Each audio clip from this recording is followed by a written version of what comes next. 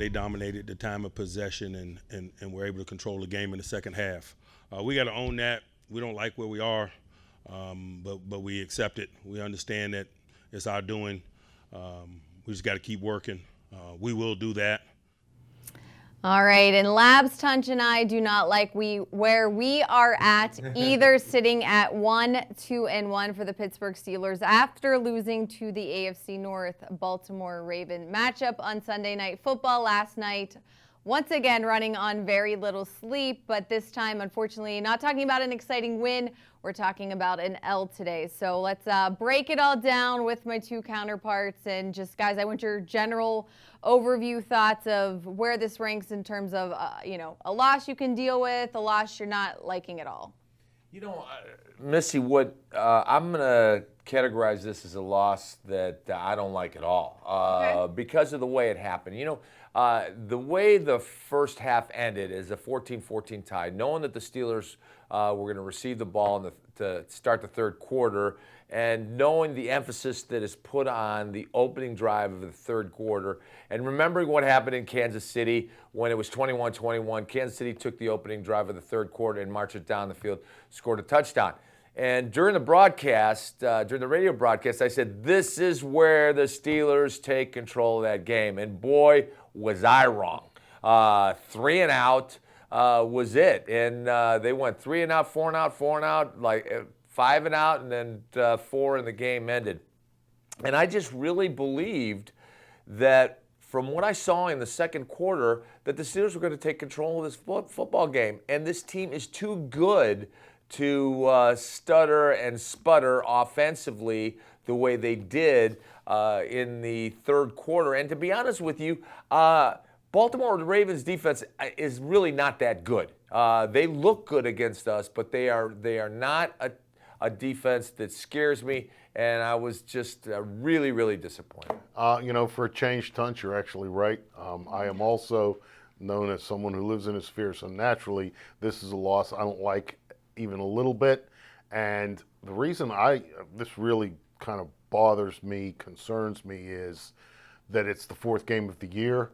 We've seen this before in some kind of degrees, this kind of disappointing loss, this kind of disappointing performance that leads to a loss. And you lose to Kansas City, you lose to Baltimore. As you're starting to look at the pecking order in the conference, even in your division with this most recent game, it doesn't really look that good. And one of the things that Chuck Noll always says, I'm going to pull one of these. Coach Chuck. When you lose, whatever they say about you is true. And so the way I look at it is, if you want to pin it on the defense, okay, the case can be made. If you want to pin it on the offense, case can be made. You want to pin it on the coaches, case can be made for that too. So it's so many things that you kind of wish it was one, because if it was 1 or 2, you can work on 1 or 2 and try and fix them. But this seems to me to be there's enough blame to go around. Yeah, and enough to go around, and enough to, as I said, help you make a case for anyone you want to moan about. All right, well, speaking of blame, quarterback Ben Roethlisberger took a lot of that last night in the locker room, talking about his performance in the first half versus the second half. Take a listen. I didn't make enough throws, and we didn't convert first downs. We were terrible on third down, and that's on me. Are they doing something different? I mean, the second quarter, you guys were coming in there and nothing. We went a lot of no huddle, got into a rhythm, and when you're converting and getting first downs, you can get new sets of downs and more things happen. And like I said, just didn't make enough plays in the second half to do that. All right, and we just kind of put it here on a graphic just to, I guess, reinforce just the tale of two halves that it was. Now, here's a question for both of you. All week we heard all the players, Coach Tomlin, talking about they need to get off to a faster start. They need to score first. They need to not go into such of a deficit. Were you surprised that they won the toss and they deferred? Yeah, I would have taken a ball. I know I get the defer strategy, because then you want to get the ball. And if they would have scored on that opening drive in the third quarter, it would have worked. But I think you get the ball at the end of the first half, you score, then you open the the third quarter with the ball and you score. But I would have taken a ball in the first quarter and given my offense a chance to start out hot and to, I understand the other theory about it is let's get our crowd into this game. Let's make it difficult for the Baltimore Ravens offense to get started because of the crowd noise. But I would have taken a ball. Here's an idea. How about whether you take the ball or defer, you don't turn it over in the first couple of possessions That would work in the too, game. Because really, if you look at the history of this series, whenever the Steelers get themselves in trouble against the Baltimore Ravens, it's usually because of turnovers early in the game. Against this kind of team, I still kind of perceive the Ravens to be one of those defense-first outfits, even though that might not be possible anymore in the contemporary NFL with the way the rules are and all that stuff. But allowing the Ravens defense to record takeaways, I just think really gets them their juices flowing, gets the ball rolling down the hill the way they like it, and it just plays into the kind of game that they like to play. And the turnovers early against Kansas City, against the Ravens, you want to go back into ancient history against the Jacksonville Jaguars in the playoff game. How about just not turning it over in the first half of the first quarter? All right. Well, we have a lot more to talk about, and we are going to continue to Complain do about, so. Or are we just going to talk? Both. Okay. It'll be both. Like You'll I be said, complaining, like I we'll said be after talking. the loss to Kansas City, this is group therapy. Yeah, You're gonna okay. air our grievances, get everything out before we focus on week 5. That's probably what Tunch wants, right? We better get a Festivus poll if this airing of the grievances is going to continue this frequently. All right. Well, Labs, you get to take a little break. We're gonna take a break, but when we return, Tunch will join us at the Telestrator for Chalk Talk. Don't go anywhere.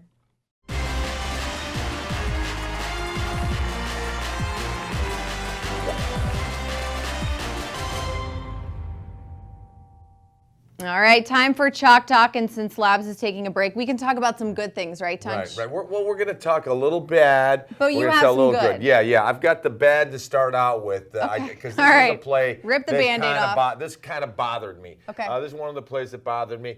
As you look here, the Ravens are on the 34-yard line, and they're in ace personnel. That means that there are 2 tight ends, and what's going to happen on these 2 tight ends? Andrews, the rookie, he's going to run an out cut, and then Max Williams, who happens to be from his dad is from Mount Lebanon, he's going to run a stop route and hook it up. On this side, Michael Crabtree is going to run a hook, and in the middle, you're going to see John Brown run a go route. Now, what the Steelers are going to do is they're going to run quarter, half. So what that means is these 2 guys, Cam Sutton and Joe Hayden, are going to split. He's going to take outside the numbers. He's going to take inside the numbers. And Sean Davis is going to play free safety, helping Artie over the top. And what we're going to see here is the way this works out against the Steelers. So at the snap of the ball is snapped. Clacko right now, already he knows where he's going. Now, the interesting part of this is John Brown doesn't go straight down the field. He splits right between Joe Hayden and Cam Sutton. So there's a little indecision right there of who's going to take him. And for that moment, Crabtree is going to stop, and now the ball is going to be launched. As soon as the ball is launched, right there, watch Crabtree. He knows what's happening. The ball is in the air, and John Brown is so fast he runs right under it. And, that's right between the two corners, and what makes this work is watch the offensive line. They do a great job here. Steelers just rush 4. They've got kind of a 4-3 stack with Terrell Edmonds here, and here they come. This is a great pocket that the Baltimore Raven offensive line have allowed. Flacco has plenty of room to step up in the pocket and then launch it, and that's just a perfectly thrown ball, and it's a touchdown. Now, this is one of the goods. This is the goal line play made by Sean Davis. And what we're going to see is they're going to run what we used to call 35 lead C. And the fullback is going to lead up on the linebacker. The right guard, Marshall Yanda, is supposed to pull up. and they're going to hand the ball to Alex Collins, and he's going to go off tackle. The problem is for the Ravens is the Steelers are in an all pinch, and they do a great job of getting inside, and there are no lanes to run. We're going to watch it from the sideline first, but it's a better angle from the middle. Watch the penetration, and Marshall Yanda right there, he has nowhere to go. The Steelers have done such a great job of penetrating, there's nowhere to go. So he has nothing to do, and Alex Collins tries to bounce it outside. Now watch the way Sean Davis comes and tackles the ball. He's got his hand on the ball right now. Watch him rip it out, and there Terrell Edmunds comes up with the ball. Now you're going to see a better angle of this from the end zone. And one of the things that you love is now you're going to see a pinch, pinch, pinch, pinch, pinch, and the linebackers have to clean up, and so does Sean Davis right there. So we take it at the snap of the ball, and you watch the way the surge comes. This is a great surge. I had to put this in because this is my favorite play that the Steelers defense did. They did a great job, no place to run. Here comes Sean Davis, rips the ball out, and the ball is turned over. That was a huge play. That could have been the turning point in the game. Now, another play that I really, really love is every time this guy, C.J. Mosley, blitzed, Ben found someone in the middle of the field. And so on this play, you're going to see Juju come and run a hook. You've got a bunch here. You've got to see James Washington. He's going to run an out cut, and then you're going to watch Vance McDonald's run a deep in cut right here, where normally the middle linebackers would come back in their drop zone.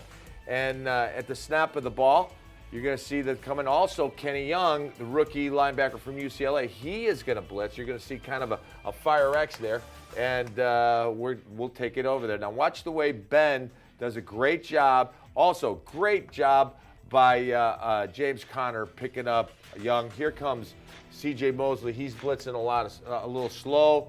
Ball is there. And look, that's what I love about this. There is no one within 7 yards of Vance McDonald. And Ben did that several times through the course of the game. That's a great throw on that in cut. Great way to make a blitz not work, and a great way to make the defensive coordinator maybe not call that blitz again. But he did call it several times, and Ben burned him every time. Now we're going to take a look from the end zone and see what the safety sees. Now here comes C.J. Mosley. He's coming here. Kenny Young is coming here. Terrell Suggs are watching this block again right here. I love it. And great pickup. And Ben gets rid of it right before C.J. Mosley gets there. And look at it. And watch the way this guy is like a runaway freight train. He is going to leave. I mean, he is going to leave debris in his wake. There's one. Here comes another one. There's two. There's three. And he's still going. Broke 3 tackles, and you got to love that. All right, time for another break. When we return, we're going to rejoin Labs at the desk, and we're going to play a little game today called Punt or Grunt. So right. You don't want to miss it. There's a lot of grunting out there. Yeah, we'll be right back.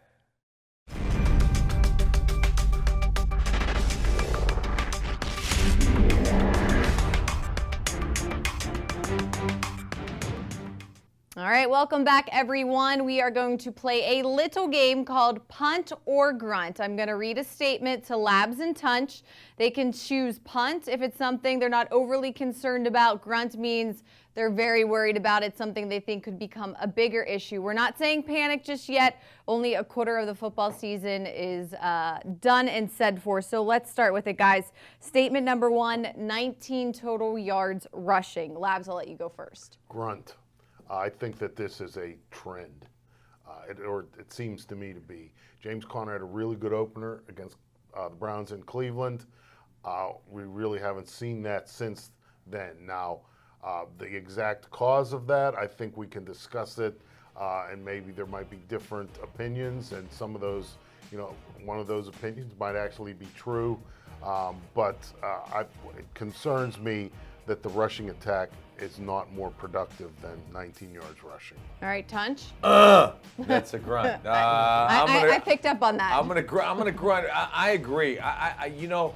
there's just not enough movement. And these guys, with this talented offensive line, they should be running the ball a lot better than they have. And, I think it's an easy thing to remedy. Just work on it more. Go in pads one day this week, and make sure you work on your fundamentals, because, when you don't work out in pads a lot, your technique starts to dull or slip. And one of the things that Chuck used to say after a game like this, he would have said, back to basics. They out-hit us. We have lost. We lost the battle of the hitting. They imposed their will on ours, so we're going to get back to basics this week. You know what that meant? That meant like scrimmages every day.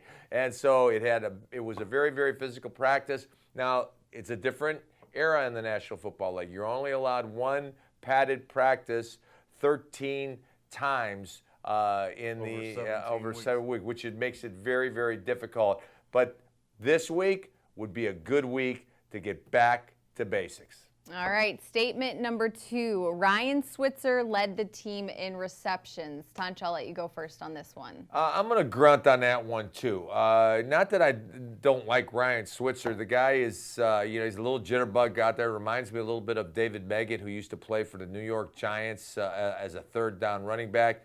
But the guy that should be it should either be Juju, it should be Antonio, it should be Vance McDonald, but one of those guys, one of the top 3 receivers should be carrying the day. And we needed more big plays from those guys, and we just didn't get it. Now, is it a matter of being out of sync with Ben? Is it a matter of I don't think it's a matter of the coverage by the Baltimore Ravens, because they didn't have Jimmy Smith, and and Marlon Humphrey is their best cover guy. He shadowed AB, which means on the other side, and Brandon Carr and Tavon Young, the nickelback, we should win those matchups.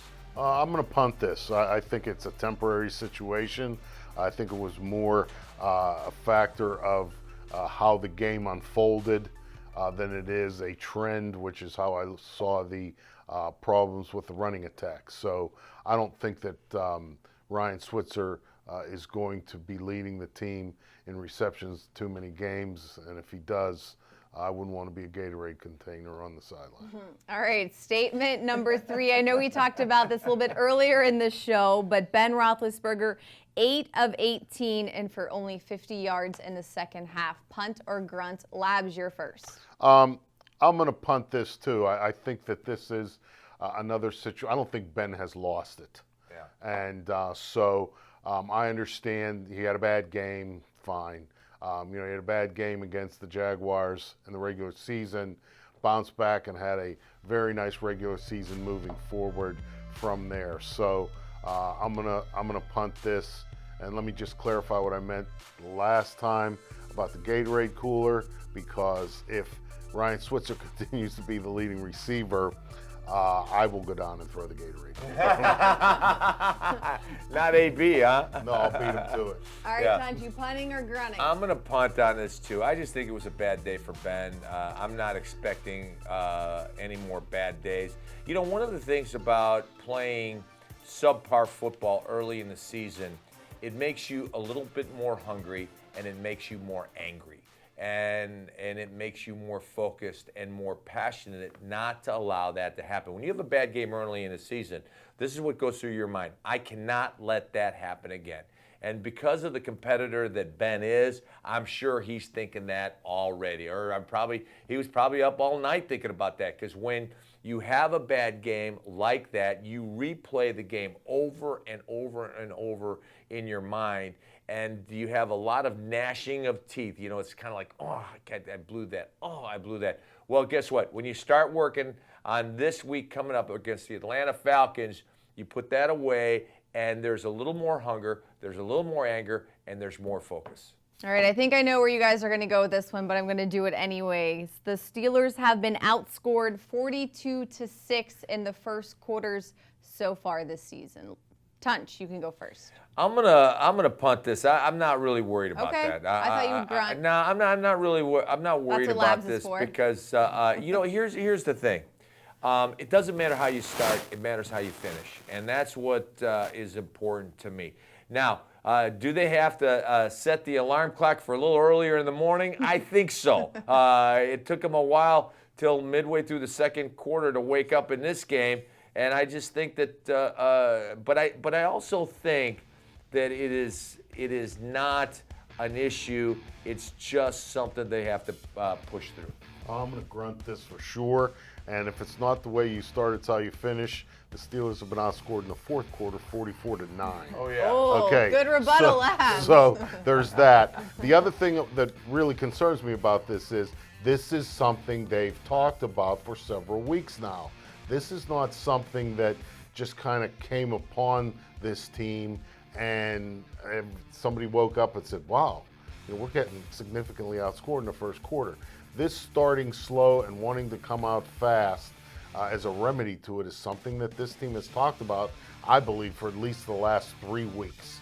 And nothing has really changed significantly for the better. So that's why I'm a grunt.